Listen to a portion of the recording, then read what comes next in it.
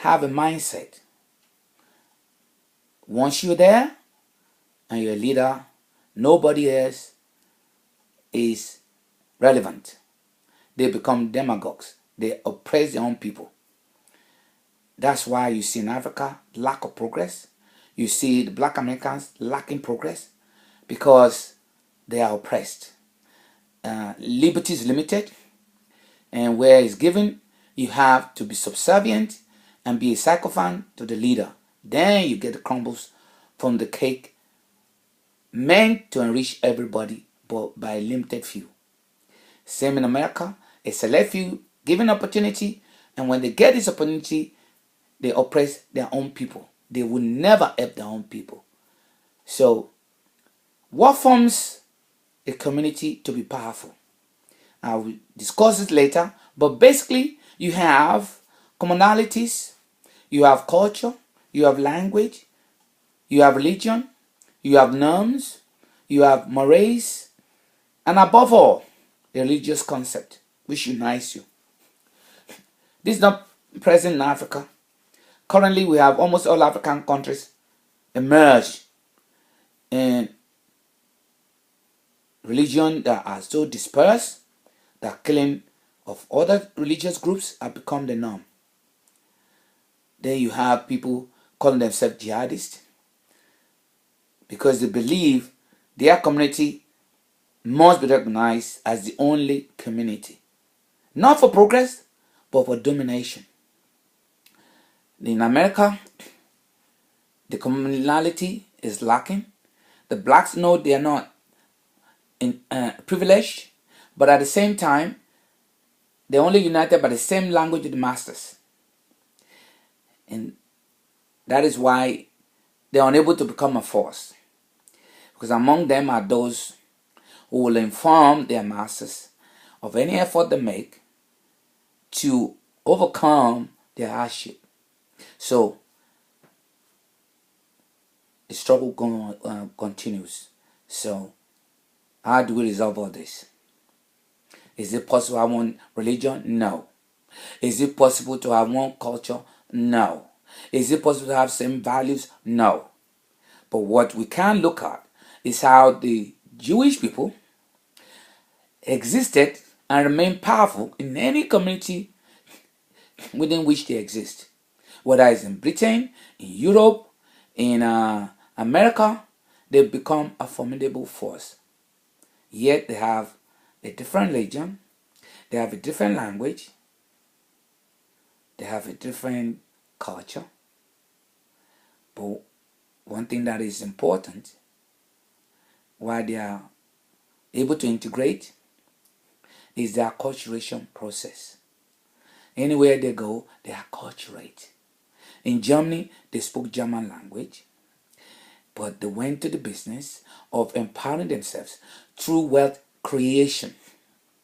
With the wealth creation, they needed nobody. They didn't need the Germans. They didn't need the Austrians.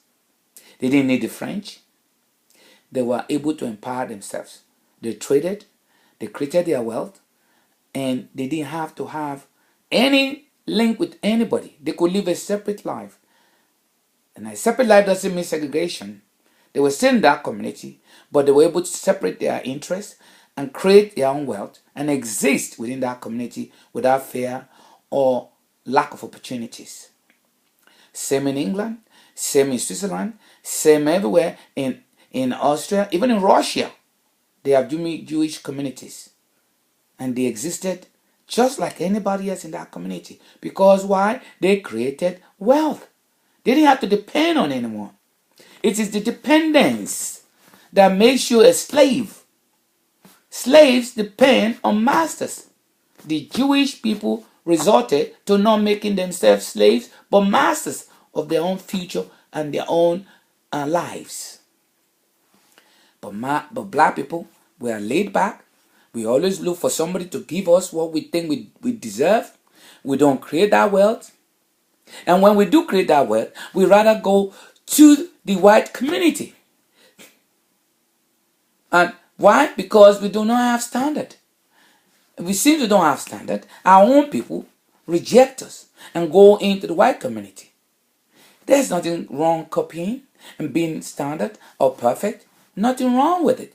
Everybody steals from each other. The Japanese stole from the British in technology.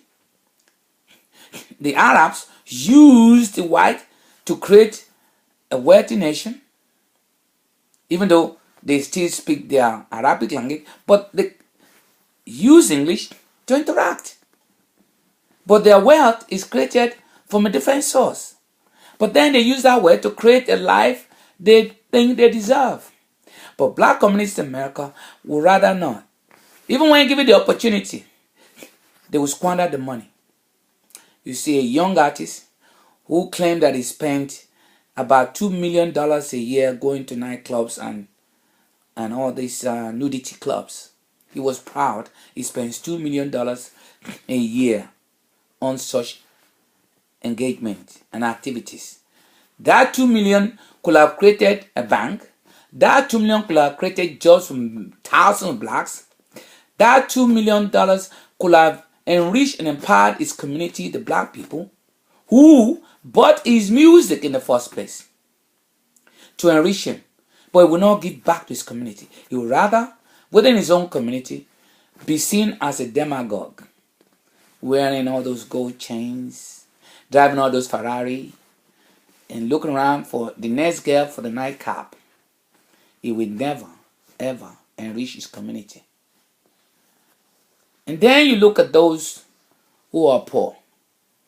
Because of depression, they end up having to take drugs, risking the lives of their babies, not showing their babies how to live or get a culture of self-reliance.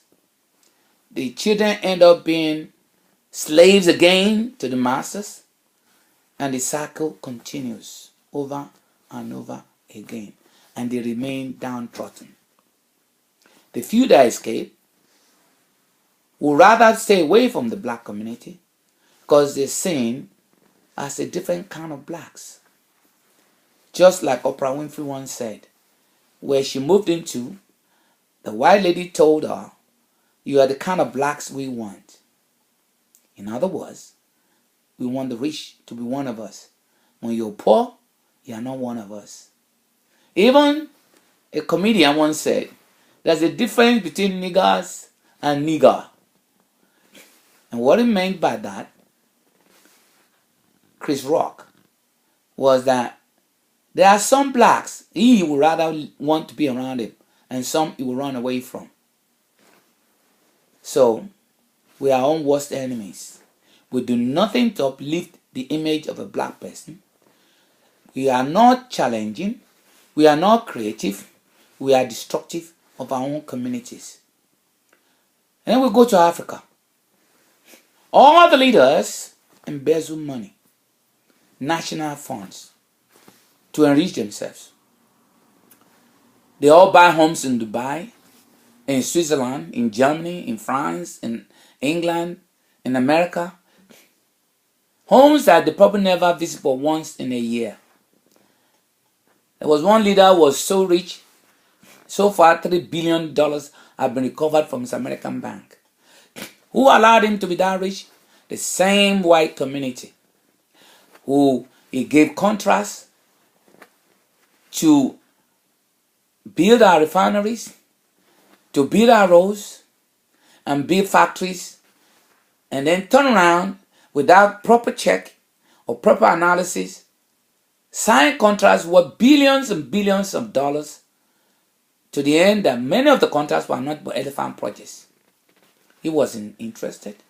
He would rather destroy his community than enable his people to empower themselves and enrich themselves and be seen in the world as a race of intelligent and creative people. He would rather selfishly be rich and leave the rest in poverty. Why is this possible? There is no control. There is no standard. There is no unity. You have a leader from the north. Once he's in power, everybody around him who are from the north, in Nigeria for instance, will be given opportunities like oil block, like contracts, and projects which will never be completed, but simply to embezzle and to make these members of his community rich. Same with if you have somebody from the southeast or from this east, everybody will be put in a position of power that are from east or our community, and to the detriment of the nation. Same thing with the west. You have the west, they would like to be diplomatic about it. A select few from the east, from the north, and some or most will be from the west. Same kind of gamble. They will embezzle, they will ruin the nation, ruin the economy. And so what do we have here? A state where in each part of the country, there's no national interest. It's nothing but nepotic and kleptomaniac idiosyncrasies running through the blood of every single Nigerian who do not believe in any commonality with the others within that community called Nigerian community. It's all for selfish interest, for aggrandizement, and nothing but to create separate states and of particular interest. You have two automobile industries all in the east. You have refineries in the southwest east.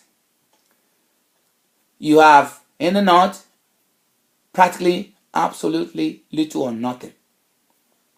In the west, almost similar thing. And why?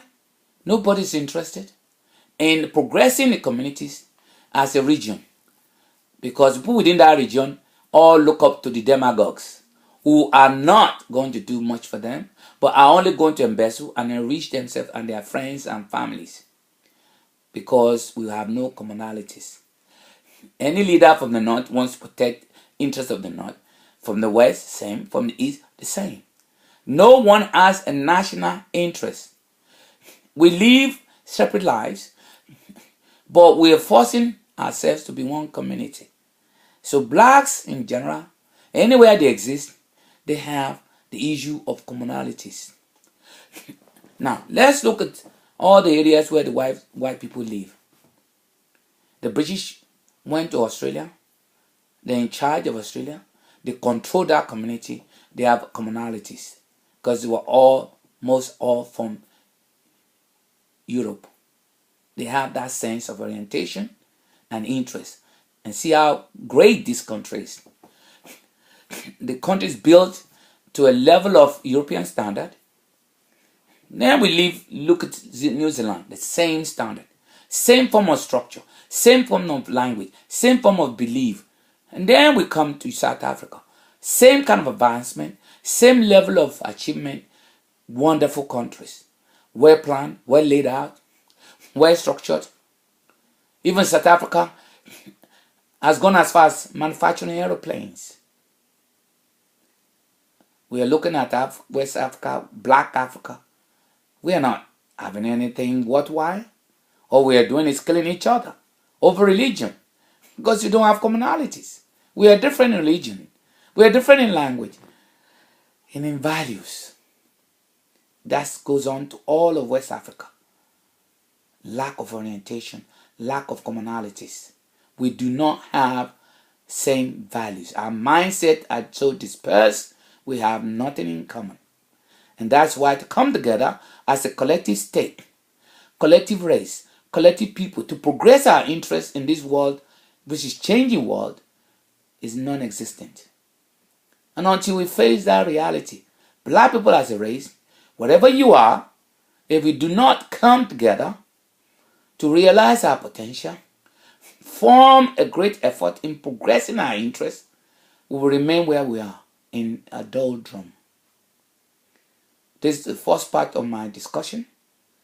Next month, I'll go on again to discuss more about why we live in a segregation and a despised community and seen as inferior race and unwanted anywhere we are. And we're subdued and subjugated to the ruthless aggression by other races. Thank you for listening.